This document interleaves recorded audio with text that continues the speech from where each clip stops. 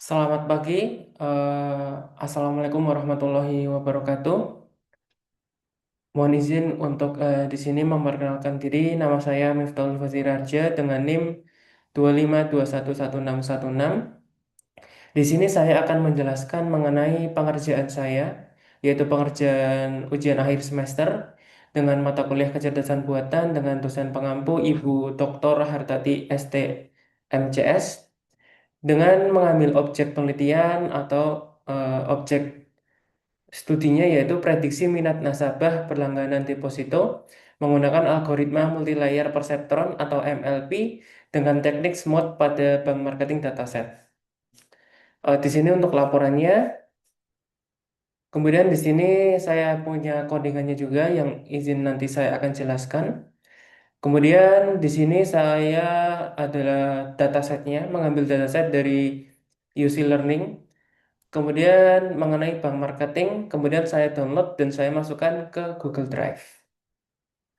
Baik, untuk selanjutnya, mohon izin untuk menjelaskan secara codingannya terlebih dahulu. Saya menggunakan Google Colab, yaitu yang pertama adalah prediksi minat nasabah berlangganan deposito menggunakan multilayer perceptron atau MLP dengan SMOD. Nah, datasetnya merupakan bank marketing dataset. Saya simpan menjadi CSV, kemudian algoritmanya yaitu multilayer perceptron, turunan dari neural network. Kemudian tekniknya SMOD untuk imbalance datanya. Kemudian untuk infonya adalah datasetnya adalah 45.000 baris dengan 17 kolom. Dengan targetnya adalah apakah nasabah akan berlangganan, yaitu yes no. Kemudian tipe masalahnya adalah binary classification. Kemudian imbalance-nya adalah ada 88,2% no dan dibanding dengan 11,7%-nya yes. Izin menjelaskan untuk alur pengerjaan code-nya. Di sini yang pertama saya mounting Google Drive yaitu dan setpad-nya. Ketika mounting Google Drive kemudian untuk disambungkan dengan Google Drive kemudian mendeklarasi pad-nya. Jadi base pad-nya kemudian dataset pad-nya kemudian output pad-nya nanti. Output pad-nya nanti untuk menyimpan hasil dari pengerjaan pembuatan model ini.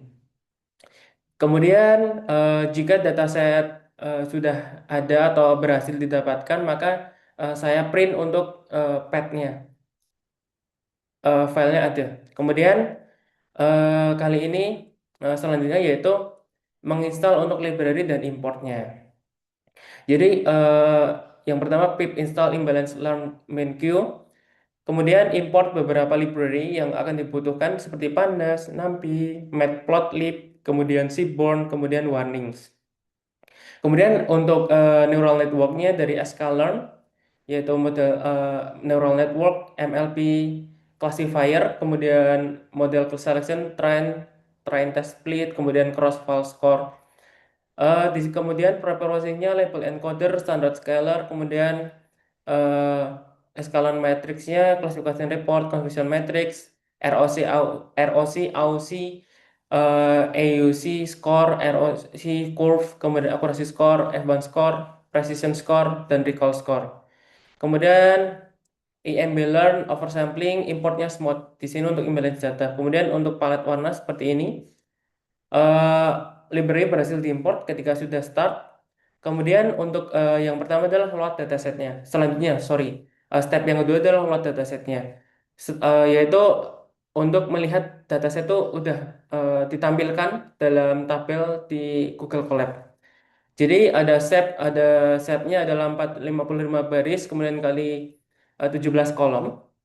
Kolomnya ada banyak yaitu egg, job, marital, education, default, balance, housing, kemudian loan, contact, diamond, duration, campaign, pay days, previous, pay outcome, why.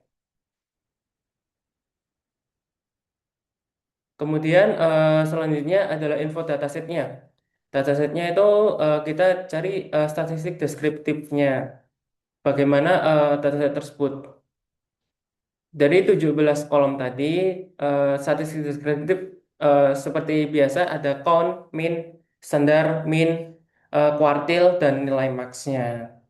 beberapa untuk beberapa kolom yang ditampilkan seperti egg, balance, day, duration, campaign, paydays, and previews. Step selanjutnya yaitu exploratory data analysis atau EDA. Di sini menunjukkan distribusi targetnya bagaimana, Y-nya itu apa, terus rasio imbalance-nya berapa, seperti itu. Di sini didapatkan bahwa rasio imbalance-nya 1:7,5, yaitu yes-nya dari hampir 40.000 data atau 39.922 dan yes-nya 5.289. Di sini saya tampilkan melalui presentase diagram pie chart dan bar chart-nya. Kemudian distribusi fitur numerik yaitu ada egg, balance, duration, campaign, PDs, previews. Di sini dengan bar chart. Kemudian, oh kalau ini fitur numerik ya. Selanjutnya adalah fitur categorical versus targetnya. Jadi ada subscribe per job, terus fitur categorical versus Y-nya targetnya, subscriber per marital, subscriber education, kemudian ada subscriber housing, subscriber loan, dan subscriber key outcome. Kemudian ada heatmap korelasi seperti biasa untuk mencari korelasi dengan target Y-nya. Di sini target paling banyak adalah duration yang paling mendekati Y-nya. Kemudian data cleaning. Data cleaning adalah untuk menghapus data-data yang kosong atau mengisi data-data yang kosong. Jadi di sini adalah check missing value terlebih dahulu, kemudian mengimputasi nilai unknown dengan modus, kemudian hapus duplikatnya kalau ada, terus kemudian outlier clipping pada balance 3 kali EQR. Nah, di sini missing value-nya tidak ada, kemudian imputasi nilai unknown atau modus per kolomnya eh, ada banyak nih. Jadi diimputasi, misalnya job itu diganti blue collar, terus education secondary, kontaknya seluler, p outcome-nya failure. Kemudian tiga duplikat yang dihapus adalah nol baris, kemudian outlier balance. Ini ada ada beberapa data yaitu 2443. Kemudian ada visualisasi data setelah cleaning.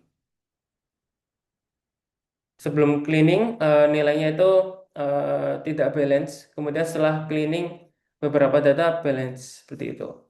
Kemudian step yang kelima adalah pre-processing.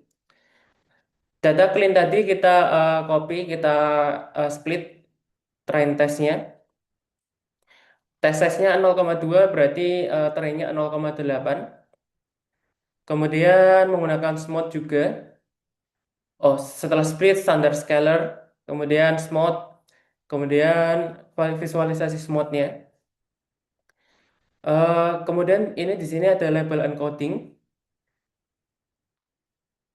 Oke, jadi di sini ada job, marital, education, default, housing, loan, contact, month, and P outcome. Trennya adalah 36.000 baris, kemudian tesnya 9.000 baris. Kemudian standar scalar diterapkan, kemudian smooth juga diterapkan. Perbandingannya kiri dan kanan cukup drastis. Kemudian di sini step 6-nya, training model MLP. Arsitekturnya sendiri adalah input layernya adalah 16 fitur. Kemudian hidden layer pertama yaitu 128 neuron dengan ReLU atau ReLU. Kemudian hidden layer yang kedua adalah 64 neuron dengan ReLU juga. Kemudian hidden layer yang ketiga, hidden layer yang ketiga itu 32 neuron dengan ReLU juga. Kemudian output layernya satu neuron sigmoid. Mohon maaf tadi saya bersin. Kemudian MLP classifiernya di sini trainingnya, training MLP-nya. Jadi selesainya itu dikonvergensi pada iterasi ke 107. Arsitekturnya tadi input 16, kemudian 128, 64, 32 dan outputnya. Aktivasinya dengan ReLU, kemudian optimizernya dengan ADAM, Adaptive Moment Estimation. Kemudian evaluasi model. Evaluasi model eh, tadi sudah dites. Kita menggunakan evaluasinya adalah akurasi, precision, recall, F1 score, dan AOC, ROC. Hasil evaluasi modelnya eh, seperti ini, akurasinya 0,85 atau 85%, presisinya 0,41, recallnya 0,58, F1 score-nya 0,48, dan AOC, ROC-nya 0,85. Ini akurasinya menggunakan AOC, ROC. Kemudian di sini untuk evaluasi model MLP dan SMOOT prediksi nasabah perlangganan deposito. Di sini untuk menunjukkan visualisasi datanya secara lengkap, aktualnya dan confusion matrix, kemudian ROC curve, kemudian learning curve loss-nya, dan ringkasan matriks evaluasi. Kemudian di sini fitur importance atau beberapa fitur yang digunakan yang penting, yang memiliki tingkat korelasi yang paling tinggi, yaitu ada duration, campaign, day, month, dan age. Kemudian step 8 kesimpulan. Kesimpulan di sini saya langsung ke bawah. Kesimpulan eksperimennya adalah prediksi minat nasabah dengan MLP dan SMOOT. Data kliniknya ada 45.211 data nasabah dengan 16 fitur input. Kemudian nilai non pada kolom keempat diimputasi dengan modus. Outlier balance ditandai dengan EQR clipping dengan 3 kali EQR. ED-nya adalah imbalance parah, yaitu 88,2% no, dan 11,11%-nya yes, atau rasionya 1:75. Duration atau korelasi tertinggi terhadap targetnya. Yes, no tadi. Pendidikan tertiary tingkat substrate lebih tinggi. Jadi lebih tinggi pendidikan, lebih tinggi secara dewasa juga secara umur. Kemudian pre-processing, label encoding untuk 9 fitur kategorikal, standar scalar untuk normalisasi, kemudian smooth untuk oversampling kelas minoritas.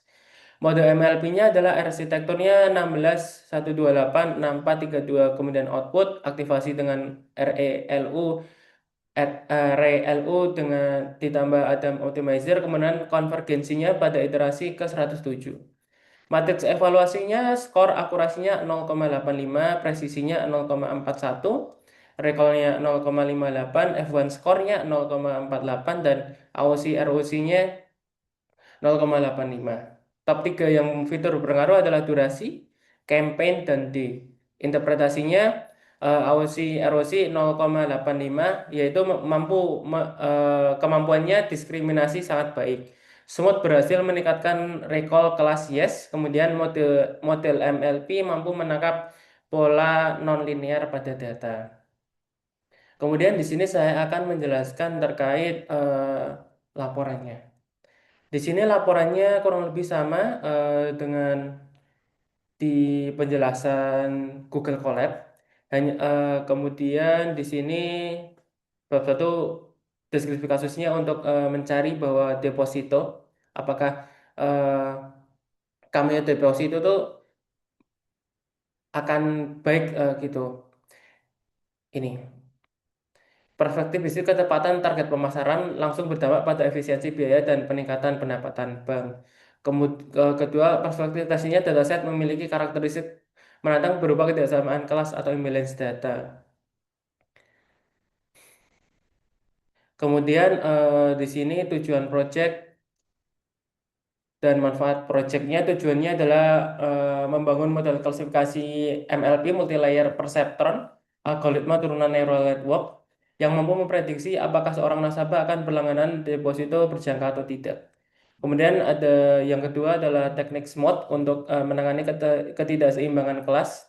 Kemudian menghasilkan model yang performa baik dengan skor AOC ROC di atas 0,8, dan mengidentifikasi fitur-fitur untuk keputusan nasabah berlangganan deposito. Seperti itu. Manfaatnya juga memberikan acuan ke pihak bank, kemudian sebagai implementasi model data yang tidak seimbang, kemudian mengidentifikasi fitur kunci seperti durasi dan kontak, dan profil nasabah. Bab keduanya itu alur pipeline-nya yaitu yang pertama input data, kemudian exploratory data analysis atau EDA, kemudian data cleaning, pre-processing, kemudian SMOT, kemudian training MLP, evaluasi model, dan output prediksi. Kemudian cara kerjanya, konsep dasar neural network atau artificial neural network eh, terinspirasi dari cara kerja kotak manusia. Seperti yang telah dijelaskan pada pertemuan materi oleh Ibu Hartatik, penjumlahan berbobot Z yaitu dengan rumus sebagai berikut, di mana X input dan W itu bobot atau B itu biasnya. Seperti itu. Langkah keduanya fungsi aktivasi A itu Fz menghasilkan output non linear neutron. Kemudian di sini neural network kemudian di multi-layer perceptronnya. Saya menggunakan lapisannya input layer dengan jumlah neuron 16, fungsi aktivasinya rumus, terus hidden layernya 1, 2, 3 dari 18, 64, 32 dengan ReLU FZ maxnya 0,0, Z. Kemudian output layernya satu neuron sigmoid dengan rumus tersebut. Di sini untuk gambaran neural network yang saya pakai, yang pertama adalah input layernya 16 fitur. Kemudian hidden layer pertama 128 neuron. Kemudian yang hidden layer kedua 64 neuron dan hidden layer ketiga itu 32 neuron dan outputnya satu neuron. Seperti itu. Kemudian loss function, kemudian optimizer adaptive moment estimation. Di sini beberapa penjelasan mengapa memilih algoritma MLP, data tabular campuran, kemudian pola nonlinear, skalabilitas, dan universal approximation. Kemudian kompatibilitas dengan smooth. Metodologinya di sini eh, fitur yang dipakai seperti egg job, marital education, default housing loan, balance, contact, diamond, duration, campaign. Kemudian P outcome dan targetnya Y-nya adalah target berlangganan atau tidak berlangganan. Di sini penjelasan data cleaning, kemudian pre-processing, kemudian di sini bab keempat adalah hasil dan analisis modelnya. Saya lampirkan gambarnya, kemudian hasil training model itu early stoppingnya di 107. Evaluasi modelnya akurasi, erosi, presentasi total prediksi benarnya 85%. Analisis hasil ya nilai Aussie erosi sebesar 0,85 menunjukkan kemampuan diskriminasi yang sangat baik. Dalam konteks klasifikasi Aussie erosi di atas 0,8 berarti model mampu membedakan nasabah yang akan berlangganan dan yang tidak dengan tingkat keandalan yang tinggi. Insight-nya adalah sebagai berikut. Durasi pemanggilan waktu adalah prediktor terkuat. Kemudian bulan Maret, September, Oktober memiliki tingkat konversi tertinggi relatif terhadap volume. Kemudian nasabah dengan pendidikan tertiary dan pekerjaan manajemen atau retired memiliki presentasi subscribe lebih tinggi. Kemudian SMOT terbukti meningkatkan recall dari kelas minoritas. Keterbatasannya yang pertama, precisionnya masih rendah karena ini adalah trade-off dari penerapan SMOT. Kemudian fitur durasi berpotensi data leakage atau bocornya data. Kemudian model bersifat statis, model dilatih pada data historis dan tidak memperbarui data diri secara otomatis. Kemudian belum dilakukan hyperparameter tuning sistematis. Konfigurasi arsitektur yaitu jumlah layer neuron dipilih secara heuristik. Optimasi menggunakan grid search CV atau Optuna berpotensi meningkatkan performa lebih lanjut. Penutup kesimpulannya ada 5 kesimpulan yaitu yang pertama prediksi minat nasabah pelangganan deposito berhasil dimodelkan menggunakan multi-layer perceptron. Kemudian yaitu sebagai algoritma turunan neural network dengan target konkret berupa model klasifikasi biner yang actionable untuk kepentingan kampanye telemarketing bank.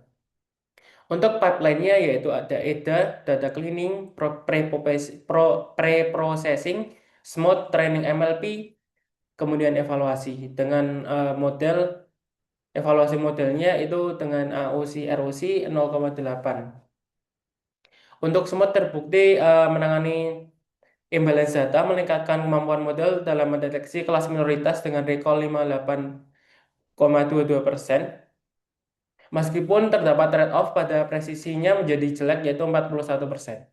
Kemudian fitur durasi panggilan atau durasi panggilan menjadi prediktor terkuat, diikuti dengan campaign dan day, memberikan insight bisnis yang dapat langsung diimplementasikan oleh manajemen bank untuk strategi kampanye yang lebih efektif. Keterbatasannya meliputi potensi data leakage pada fitur duration, presisi yang masih dapat ditingkatkan, dan kebutuhan retraining berkala seiring perubahan perilaku nasabah. Sarannya adalah satu, mengeksklusikan fitur duration pada iterasi berikutnya untuk menghindari data leakage dan menghasilkan model yang lebih realistis untuk deployment.